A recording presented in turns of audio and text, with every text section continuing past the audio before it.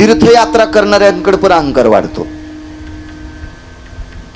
मी रामेश्वरला गेलो, मी काशीला गेलो, मी द्वारकेला गेलो, मी वृंदावनला गेलो, अहंकार वाढला. तिथून आलं की तिथले नियम सांगणार. मी लग्नातलं जेवत नाही, मी पुण्यतिथीचं खात नाही, ज्याच्याकडून उधार सामान नेलं त्याचे पैसे देत नाही, मी कपात चहा पित नाही, मी बुटात चहा पितो. हे बाकीचे अहंकार वाढवणारे क्षेत्र येतं. महाराज, अहंकार मुळासकट जाळून टाकायची ताकद फक्त वारकरी संप्रदायात आहे. अहंकारच शिल्लक राहत नाही.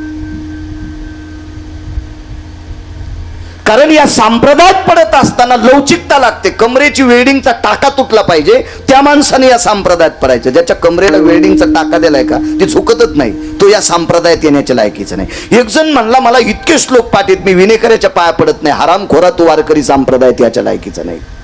या संप्रदायाचं ब्रीद आहे, पाया पडे जन एक. आपल्या संप्रदायात लवचिकता आहे संप्रदायामध्ये. म्हणून तरुणांनी, विद्यार्थ्यांनी लवचिकता ठेवा. उद्या शिबिराची परिसंगत आहे. घरी गेल्याच्या नंतर आपल्या आईवडिलांचं दर्शन घेत जा रे बाळांनो, आजी आजोबाचं दर्शन घेत जा. सकाळी शाळेत जात असताना स्नान झालं की आपली ग्रामदेवता मारुतीरायाचं दर्शन घ्या. गावात शिवजींचं मंदिर असेल, भगवान शिवजींचं दर्शन घ्या. पांडुरंगाचं मंदिर असेल, तिथं दर्शनाला जा. आपली घरी जर ज्येष्ठ पाहुणे आले असतील, आजोबा आजी, अजून कोणी नातेवाईक ज्येष्ठ आले असतील, त्यांना नमस्कार करत जा. वाकायचं शिका. जेवढी तुमच्याकडे नम्रता येईल तेवढं देश सांभाळायची ताकद तुमच्यात येईल. विठाला विठाला.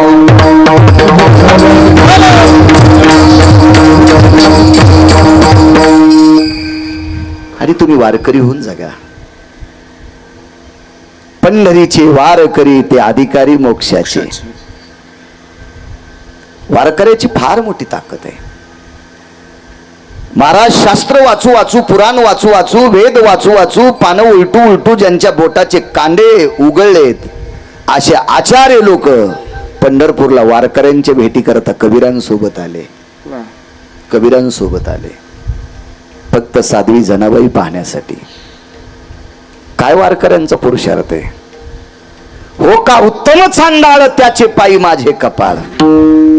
साध्वी जनाबाई गंगाखेड निवासी आईसाहेब म्हणतात, उत्तम कुळातलाय का चांडाळ कुळातलाय, पण वारकरी आहे, त्याच्या पायावर माझं डोकं आहे. पंढरीचे वारकरी त्यांचे पाय माझे शिरी. वारकरी जर पंढरपुरातला असेल तर त्यांचे पाय माझ्या डोक्यावर. काय पुरुषार्थ वारकऱ्यांचा. आणि या संप्रदायाचे संस्थापक अध्यक्ष भगवान शिवशंकर आहेत. काय मर्यादा लावून दिली महाराज, काय नियम लावून दिले माझ्या शिवजींनी. काय प्रसन्नता या संप्रदायात, काय उभारणी आहे, काय नाविन्य आहे, काय दृश्यक्रिया आहे हा संप्रदाय. आणि या संप्रदायाचं मुख्य बिंब म्हणजे पंढरी. आणि त्या पंढरपुरातल्या मालकाचा मी दास व्हावा असं तुकोबाराय मागतात. का दास व्हायचं देवाचा, कशा करता दास व्हायचा, याचा एक मुद्दा आहे का. दर महिन्याची वारकरी होते. दर महिन्याला शुद्धेवारीला पंढरीला जायचे, पण ते पायी जातात. आजही दर महिन्याचे शुद्धेवारीला खूपशी लोक असतात. मला असा गर्व होता की आमचे कीर्तनकारच जास्त दर महिन्याच्या वारीला जात असतील. वकील साहेब, माझा गर्व कधीच संपला. आमच्या लोकांपेक्षा तुमच्यासारखी लोक दर महिन्याच्या शुद्धेवारीला प्रचंड येतात. प्रचंड. लाख शब्द खोटा आहे. ती कीर्तनकार नाहीत, ती चाली म्हणत नाहीत, ती पकवाज वाजत नाहीत, ती प्रवचन करत नाहीत, ती भागवत सांगत नाहीत, ती रामायण सांगत नाहीत, ती शिवपुराण सांगत नाहीत, पण दर महिन्याच्या शुद्ध पंढरपूरच्या वारीला पाहतो. कारण तमाम या महाराष्ट्रामध्ये फिरत असताना 7078 गावं झाली माझी. मी या गावाला आलतो का कधी नाही. 79-80 गावं आजच्यानं पूर्ण झाले. हो, दुपारी 79 गाव. मग या महाराष्ट्रात फिरत असताना सर्वसामान्य, कोणी व्यापार क्षेत्रात, कोणी कोण्या क्षेत्रात असणारी सगळी काही लोक दर महिन्याला ती पंढरपूरला सापडतात, दिसतात त्या मालकाच्या शुद्धेवारीला. तसे एक महात्मा होते, दर महिन्याला पंढरपूरची शुद्धेवारी, पण ते पायी करायचे. त्यांचं अख्खं जीवन पायी चालण्यात गेलं. का पंढरपुरातल्या मालकाचं दास्यत्व तुकोबाराय मागतात. मला पायीच वारी करायची. ते वारी करून करून थकली ती, खूप महाराज अशी परिस्थिती झाली की घरातल्या सगळ्या लोकांनी त्यांना सांगितलं की तुमच्या चरणावर दंडवत करतो, आता तुम्ही पंढरपूरला वारीला जाऊ नका, आता तुम्ही चलू शकत नाहीत, नका जाऊ तुम्ही, नका जाऊ. का वारकरी व्हायचे? कशा करता वारकरी व्हायचे? मागणी तुकोबारायांची, आयऱ्या गैऱ्यांची मागणी नाही.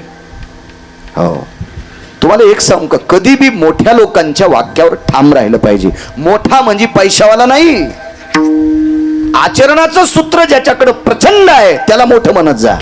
पैशावाले नालायक पण असू शकतात, पैशावाले नालायक सुद्धा असू शकतात. तुम्हाला एक सांगू का, इकत घेतलेल्या बैलाला पांडुरंग बुवा टाकलेली वैरण खावा लागती आणि देवाला सोडलेल्या कठाळ्याला कोणाची वैरण खातो? काही कठाळे असतात मोठाले, ते कठाळे आहेत काही काही, यांना नाही मोठं म्हणायचं. ज्याचा विचाराचा पगडा, वैचारिक पातळी ज्याची स्थिर आहे, ज्याचं आचरणाचं सूत्र गोड आहे, अशा लोकांना मोठं म्हणा जा. मोठ्या गाडीत आला म्हणजे ते लय मोठा. या देशात गुंड पण मोठ्या गाड्यात बसतात,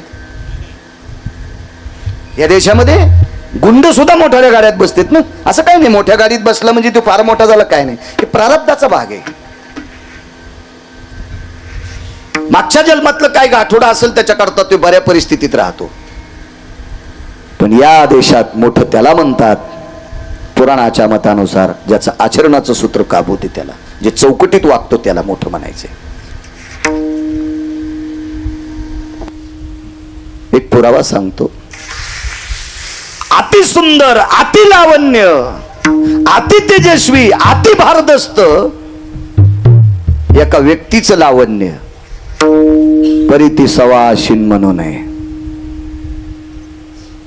2 किलो सोनं घातले गळ्यात पांडुरंग बुवा, 2 किलो सोनं आहे, बुरका घेतलाय, रुपयासारखं कुंकू लावलंय, सुंदर आहे, लावण्यवती आहे, पण अवडंबरीचं नृत्य घुंगर बांधून करती, सवाशिन होण्याची लायकी नाही. सोने सोने सरजी, सोने कुंटालान सोने, परिती सवाशिन म्हणू नये. पैशानं श्रीमंत नाही म्हणायचं, विचारानं म्हणायचं. लोखंडाचं मंगळसूत्र गळ्यात आहे वकील साहेब, लोखंडाचं. गरिबी परिस्थिती नाजूक आहे, लोखंडाचं मंगळसूत्र आहे, मालकाच्या नावानं घातलंय. हो, पण ज्येष्ठ पुरुष दिसल्याच्या नंतर आयुष्यात स्वतःचं डोकं कोणाला बघू दिलं नाही. ही आचरणशील स्त्री आहे, ती पतिव्रतेची माय आहे. तिच्याकडे 1 रुपया जरी नसेल तरी तिला पतिव्रता म्हणायचं. आपल्या संप्रदायात असं फार पैशानं असं नाही, असं नाही डोक्यात घ्यायचं. प्रारब्ध असतं, काय विषय नाही त्याला, नशीब आहे.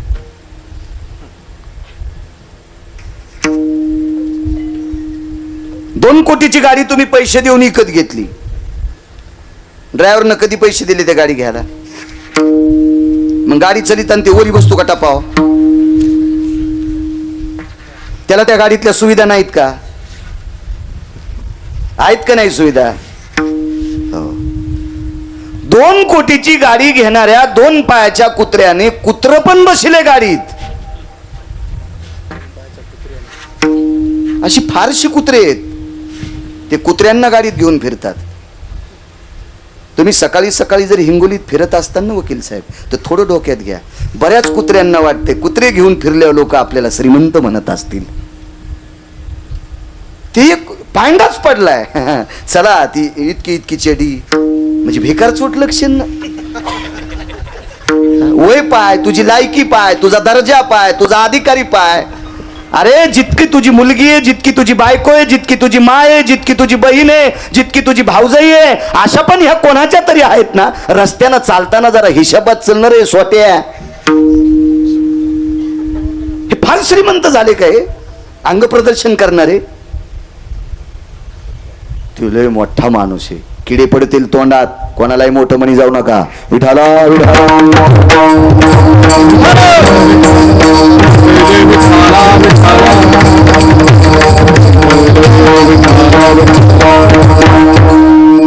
मला वाटतंय ह्या पोशाखाच्या बाबतीत आधी महाराजांनी सुधारायला पाहिजे. वारकरी संप्रदायाच्या विरोधातला जर महाराज पोशाख घालीत असेल, लोकांच्या पाया पडून घेत असेल, तर त्याला कोण्या नरकात टाकावं यमाला सुद्धा कळणार नाही. मी पांडुरंग बुवाला सांगितलं, अशाच पोशाखात येत जा. एखाद्या वेळेस कपडे घाली जाऊ नका, पण ते फोटो लोकांना टाकी जाऊ नका, असं म्हणलं नाही मी तुम्हाला. असं नाही म्हणलं. महाराज समाज दर्शन घेतो आमचं. लोक मायबापाच्या पाया पडणच वेळेला महाराज दिसल्याच्या नंतर त्याला नमस्कार करतात. आम्ही किती गोड कपडे घालायला पाहिजे, किती गोड कपडे, किती गोड कपडे. चला, महिन्याची वारकरी येत थकली. घरातल्या सगळ्या लोकांनी सांगितलं बाबा तुम्ही जाऊ नका आता. डोळे भरून आले. अरे मला घरी ठेवल्यावर काय होईल? काही नाही, तुमचा काळ जवळ आलाय, तुमचं शरीर जीर्ण झालंय, वर्ष 2 वर्ष काय, आता तुम्ही आराम करा आणि घरी बसल्या बसल्या विटेवरच्या मालकाचं चिंतन करा. वारकऱ्याचे डोळे भरून आले. घरातल्या लोकांना सांगितलं अरे घरी मला गादीवर बसवता, मी या गादीवर बी मरणार आहे आणि पंढरपूरला चालता जाताना किंवा येताना मरणार आहे. याच्यात काय मोठं वावग आहे? जाऊ द्या मला ते माझी वारी, माझ्या नियमात काही बदल करू नका. आणि निघाली. पायी अडखळत अडखळत चालत होती. पायाला पायी घासत होती. पायाची घोट्याची हाडं एकमेकाला घासून घासून त्याच्या वरची त्वचा गेलेली होती. हाडाच्या ठिणग्या पांढऱ्या उघड्या पडलेल्या होत्या. कुठंतरी शरीरातला रक्ताचा थेंब एखादा बाहेर येत होता. त्याच्यावर किडे माशा बसत होत्या. त्याच्या वेदना होत होत्या. धोत्राचं धुडकं बांधून पुन्हा तसेच चालायचे. 85 वर्ष वारी झाली. 85 वर्षे आयुष्य पंढरपूर ते मराठवाडा, पंढरपूर ते मराठवाडा, पंढरपूर ते मराठवाडा. आयुष्य चालण्यात गेलं. आयुष्य निस्पृह महात्मा होता, निस्पृह. एके दिवशी पंढरपूरून वापस येत असताना एका गावात मारुतीरायाच्या मंदिरामध्ये मुक्काम पडला. पंढरीचा जन्मोजन्मी तुझा दास. त्याच्यावर सांगते का दास्य तू मागितले. मुक्काम पडला मारुतीरायाच्या मंदिरामध्ये. हातपाय थकलेली आहेत, कृश झालेलं आहे शरीर, ताण राहिला नाही शरीरामध्ये, ग्लानी आलेली आहे. मारुतीरायाच्या मंदिरात आपली वळकटी टाकली. बाहेर पानवठ्याला पाय धुतले. पाणी पिण्यासाठी भोपळा होता, तो भोपळा पाण्याचा भरून घेतला आणि मंदिराला खांबाला टेकन देऊन मारुतीरायाच्या समोर काय त्यांच्या नित्यनेमाचं भजन असेल ते भजन करायला सुरुवात केली.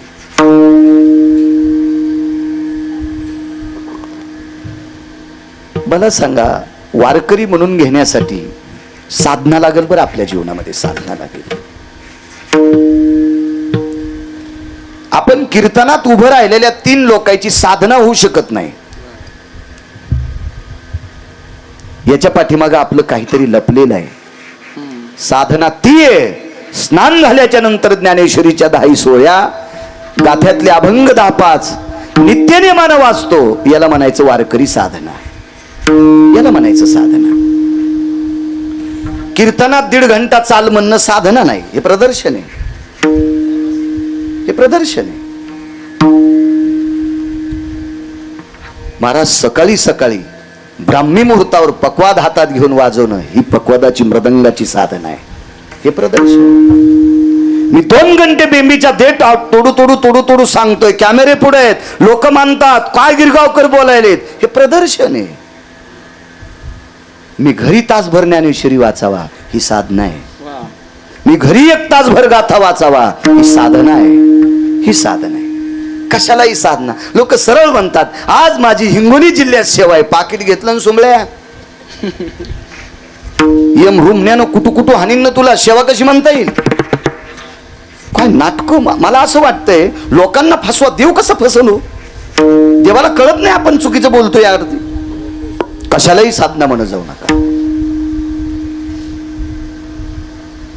मारुतीरायाच्या मंदिरात बसून पंचपदीची भजनाची साधना केली आणि तसेच पडल्या पडल्या मारुतीरायाला सांगितलं, बलाची देवता मारुतीराय, विश्वातले तुम्ही 1 नंबरचे वारकरी आहात. आता हा वारकरी थकला तुमचा मारुतीराय. मारुतीराय आपल्या मालकाला सांगा, एक तर गावापर्यंत ने, नाही तर दुसऱ्या वारीला पंढरपुरात ने आणि तिथं माझा शेवट कर. माझा मधात काही करू नकोस देवा. हा मारुतीरायाला संदेश दिला. आणि महाराज त्या मंदिरातली पाषाणाची मारुतीरायाची मूर्ती खळाखळा रडत होती. मूर्ती रडायची, मारुतीरायाची मूर्ती रडत होती. मूर्ती आणि मारुतीरायाने विटेवरीच्या मालकाला संदेश दिला, भगवान परभणी जिल्ह्यातले एक मराठवाड्यातले वारकरी आहेत, त्यांचं नाव आहे रानोबा. देवास ते थकलेली येतो, थकलीत ती देवा, थकली तो देवाला. त्या आखडेला पाय लांबत नाही, लांबलेला आखडत नाही. कृश झालंय शरीर. 85 वर्ष झालं तुमची वारी करतात प्रभू. ते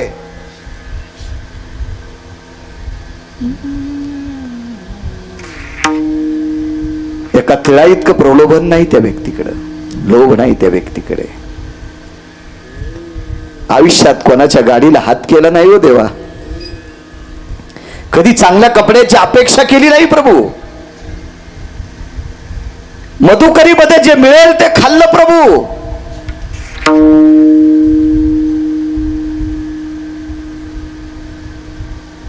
बघा देवा बघा. आणि मारुतीरायाचा संदेश ऐकल्याच्या नंतर विटेवरच्या मालकानं खाली उडी टाकली. आईसाहेबांनी विचारलं, कुठं निघालात? माझ्या रानोबांच्या भेटी करता जातोय. आणि पंढरपूर, कुर्डवाडी, बार्शी आणि बार्शीच्या पुढे एक गाव, त्या गावातल्या मारुतीरायाच्या मंदिरामध्ये विटेवरचे मालक स्वयं आले.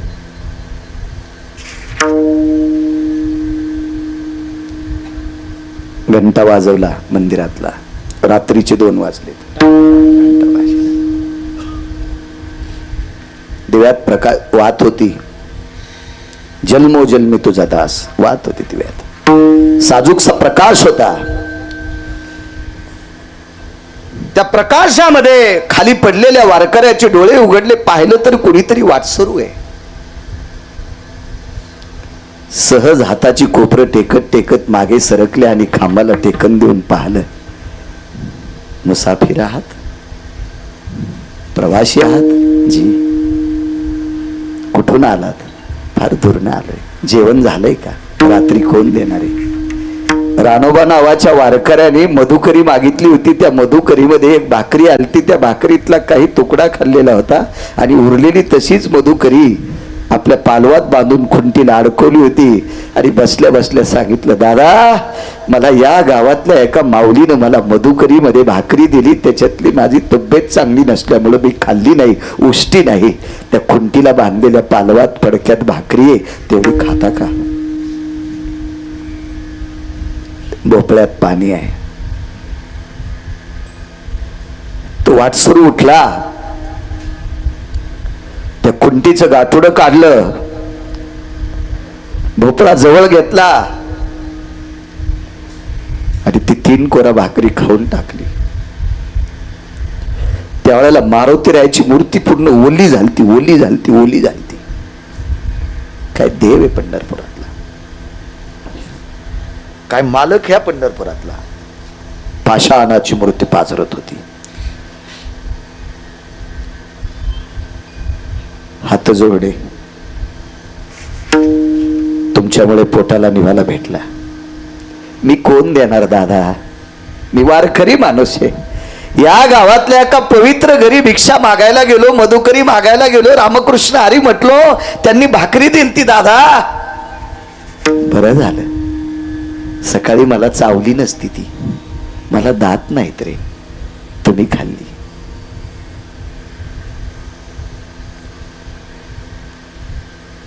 त्या वारकऱ्यानं स्वतःची वळकटी लांबवली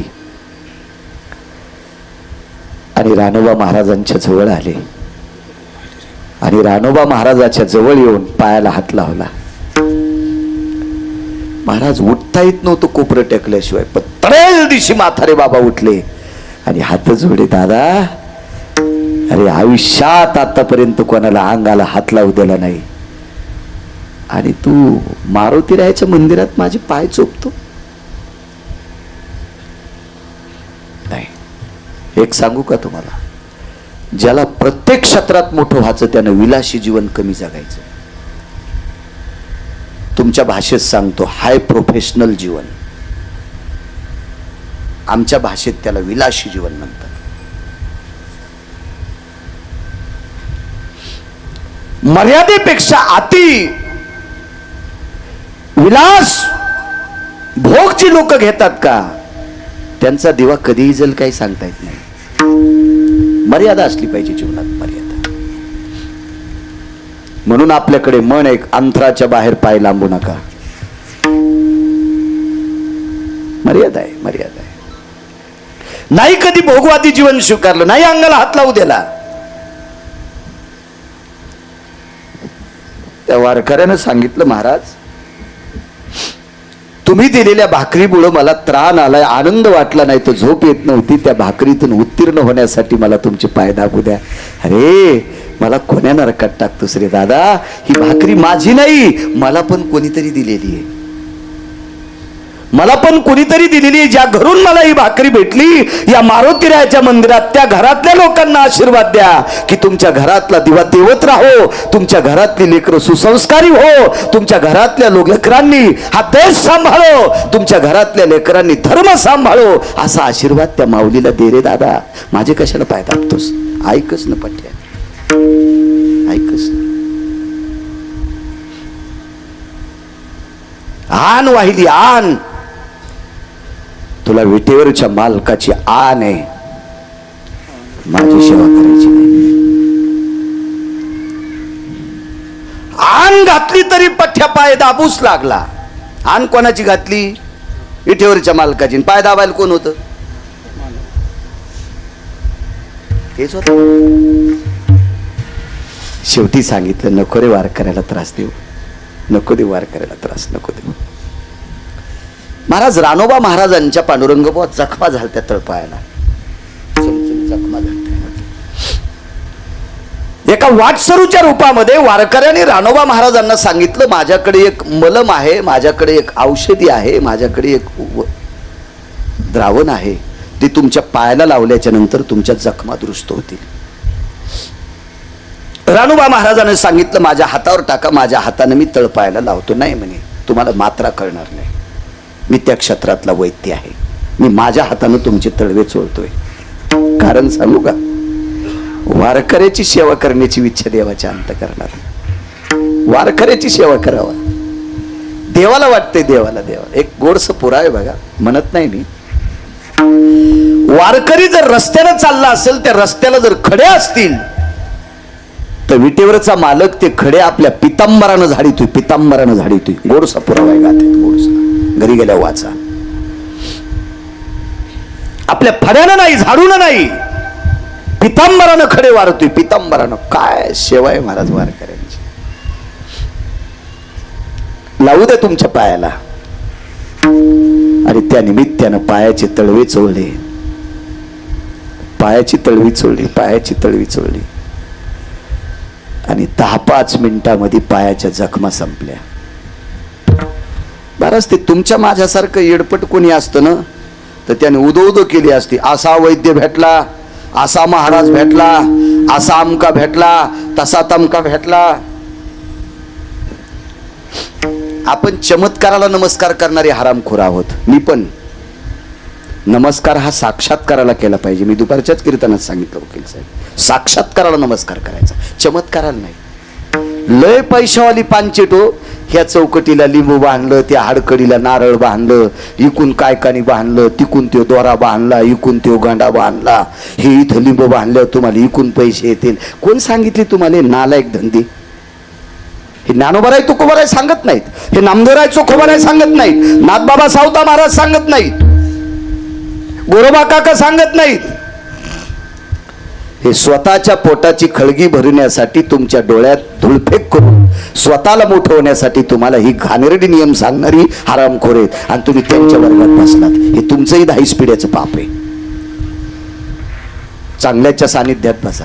ह्या काही घराने करायची गरज नाही. एक धारीचं लिंबू आणा, ते इथं इथं कापा. हो, अमक्या अमक्या देवाला जा, तुमच्या भाषीला पोरग होईल. भाषीचा मामा कापायला पाहिजे त्या देवाला, मग त्या भाषीला 11 पोरं होते. एकदाच रांगच अशी 11 म्हणजे त्या गावात पुन्हा कोणी सदस्य म्हणून उभं राहत नाही. हेच 11 सदस्य 10 आणि 1 सरपंच. काय मूर्खपण आहे. ही आपल्या संप्रदायाची प्रणाली नाही. आपल्या संप्रदायात साक्षात्कार आहे, चमत्कार नाही, साक्षात्कार आहे. 10-5 मिनिटात ज्या वेळेला तळपायाच्या जखमा राहतात का, त्यावेळेला रानोबा नावाच्या वारकऱ्याने जखमीला मलम लावणाऱ्याचा हात पकडला. कोण? मी वाटसरू आहे नाही, मी वैद्य आहे, मी डॉक्टर आहे. 85 वर्षात कितीतरी डॉक्टर पाहिलेत, पण औषधी घेतल्याच्या नंतर काही दिवसाला बरं वाटते. औषध लावल्याच्या नंतर 10 मिनिटात जर जखम राहत असेल तर असा जगात डॉक्टर नाही. कोण आहे तुम्हाला सांगा. छातीवर डावा हात ठेवला आणि उजव्या हातानं मनगट दाबलं. आण माझी या कायेची, या शरीराची आण आहे तुला. कोण आहे सांग. रूपच प्रगट झालं हो गुरुजी, रूपच प्रगट झालं. तो विटेवरचा मालक होता आणि पायावर डोकं ठेवलं. देवा, इतका आमच्यासाठी वेडा झालास, इतका पागल झालास, एका वारकऱ्याचे पाय चोळायलास, वारकऱ्याची सेवा करता. विटेवरच्या मालकाच्या डोळ्यातून पाणी आलं आणि विटेवरच्या मालकानं सांगितलं, मला देव पण सिद्ध तुम्हीच केले. आमुची भावे तुझं देव. तुम्ही निष्ठावंत वारकरी आहेत म्हणून मी देव आहे. तुम्ही निष्ठावंत लोकांची संख्या जर वाढली नसती तर मला देवत्वही आलं नसतं. कुळीची हे कुळदेवी केली ठावी संतांनी. तुमच्यामुळे मला देव पण सिद्ध आहे. दृष्टांत संपला. महाराज आपल्या दासाची सेवा करतोय, आपल्या भक्ताची सेवा करतोय, त्याला विटेवरचा बाप म्हणतात. म्हणून तुकोबाराय म्हणतात, मला तुला जा दास व्हायचे.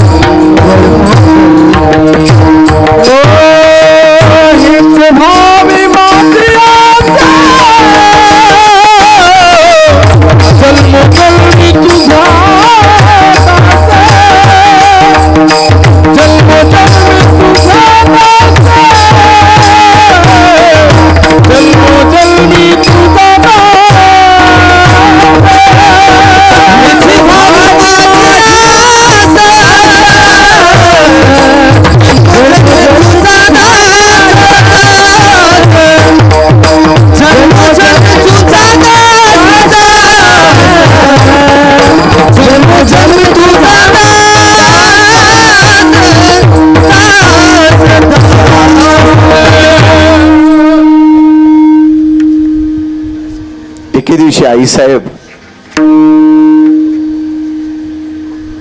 आपल्या मालकाला जेवायला वाढू लागले.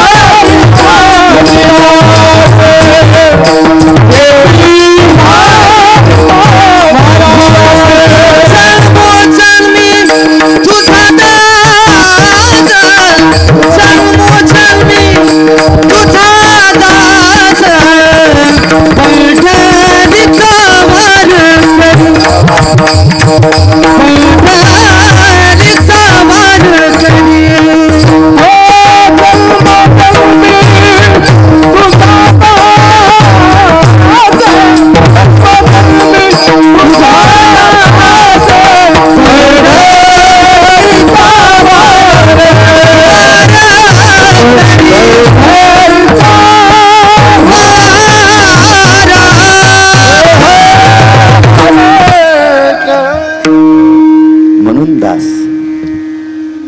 5